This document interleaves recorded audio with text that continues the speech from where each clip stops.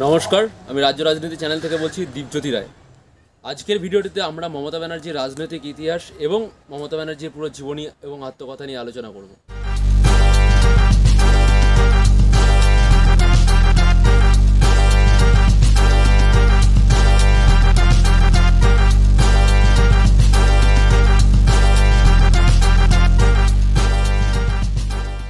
মমতা ব্যানার্জি হলো একজন জননেত্রী, যিনি খুব সিম্পল সাধারণ লাইফ লিড করেন। আমরা দেখেছি উনি পায়ে হাওয়াই চটি ও নীল সাদা পাড়ের শাড়ি পরেন। তিনি গরিবদের মাসিহা, তাকে গরিবদের মাসিহা বলা হয়। তিনি বিভিন্ন সময় দেখা গেছে কেন্দ্র সরকারের যে সমস্ত বিল এসে যেগুলো গরিবদের ক্ষেত্রে প্রবলেম হতে পারে, সেই সমস্ত বিলগুলোতে তিনি সবসময় প্রোটেস্ট করেছেন। সে সেন্ট্রালে যেই থাকুক, বিজেপি থাকুক বা কংগ্রেস সরকার থাকুক, তিনি বহুবার প্রোটেস্ট করেছেন। যেমন এফবিআইয়ের ক্ষেত্রে, মানে ফরেন ডিরেক্টরি ইনভেস্টমেন্টের ক্ষেত্রে, তারপরে সিএ এনআরসির ক্ষেত্রে, তারপরে কৃষি বিলের ক্ষেত্রে, নারী সুরক্ষার জন্য একবার তিনি এক এমপিকে কলার ধাক্কা দিয়ে বের করে দিয়েছিলেন, কলার টেনে তিনি বের করেছিলেন। তো তিনি গরিব মানুষের জন্য অনেক অনেক বড় বড় স্টেপ নিয়েছেন এবং গরিব মানুষের জন্য করেছেন। সেই জন্য পশ্চিমবঙ্গে তিনি এখন জননেত্রী হিসেবে পড়েছেন। তিনি তার যে মতবাদ মা মাটি মানুষ, এটা একটা বিশাল বড় স্লোগান হয়ে দাঁড়িয়েছে এবং তিনি সিম্পল লাইফ লিড করেন। মমতা ব্যানার্জি 1955 সালে 5ই জানুয়ারি এক নিম্ন মধ্যবিত্ত পরিবারে জন্মগ্রহণ করেন, ব্রাহ্মণ নিম্ন মধ্যবিত্ত জন্মগ্রহণ করেন। তার বাবার নাম হচ্ছে প্রমলেশ্বর ব্যানার্জি ও মা গায়ত্রী দেবী। খুব অল্প বয়সে তার বাবা মারা যায়। 1970 সালে তিনি দেশবন্ধু শিশু শিক্ষালয় থেকে হায়ার সেকেন্ডারি পাশ করেন। তারপর তিনি যোগমায়া দেবী কলেজ থেকে গ্র্যাজুয়েশন পাশ করেন ইতিহাসের ওপর।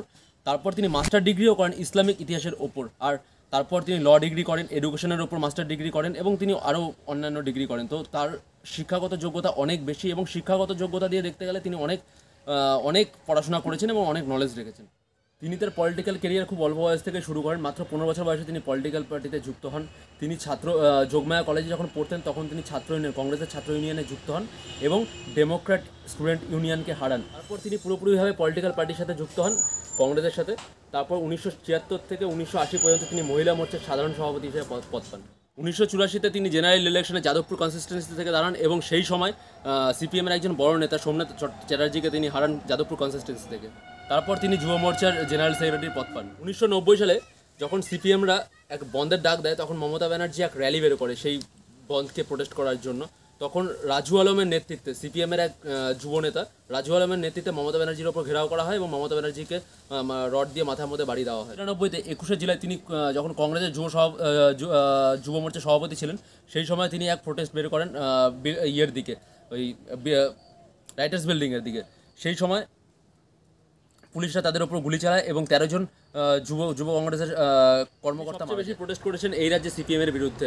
তারপর 1997 সালে তিনি কংগ্রেসের অ্যালায়েন্স থেকে, মানে ইউপিএ থেকে বেরিয়ে যায় এবং নিজে একটি পার্টি বা নিজে একটি দল গঠন করেন যার নাম তৃণমূল কংগ্রেস। তারপর আবার তিনি 1999 সালে ইয়ের সাথে, ওই বিজেপির অ্যালায়েন্স এনডিএর সাথে যুক্ত হয় এবং বিজেপি তখন সরকার গঠন করে 1999 কেন্দ্রে।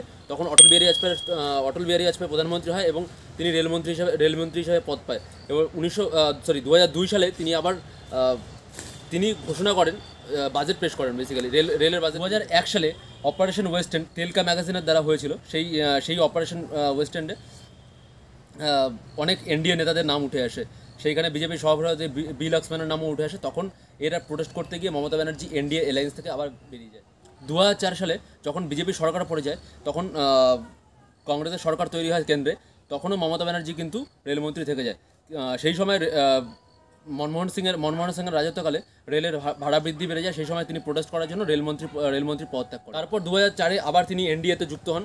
আবার 2009-এ আবার তিনি এনডিএ থেকে বেরিয়ে গিয়ে আবার কংগ্রেসের সাথে অ্যালায়েন্স করেন। তারপর নন্দীগ্রামের জমি আন্দোলন থেকে শুরু করে সিঙ্গুরের টাটার কারখানা, এইসবকে হাতিয়ার করে মমতা ব্যানার্জি 2011 সালে 34 বছরের বামফ্রন্টকে সরিয়ে দিয়ে নতুন ইতিহাস গড়েন এবং পশ্চিমবঙ্গে টিএমসি পার্টির আবির্ভাব। মমতা ব্যানার্জি 2011 সালে যখন জেতে, তখন ইউপিএর সাথে অ্যালায়েন্স করে যেতে, তখন পশ্চিমবঙ্গের যে টোটাল বিধানসভার সিট 294টার মধ্যে 184টা টিএমসি একাই পায় এবং 42টা পায় হচ্ছে কংগ্রেস সরকার।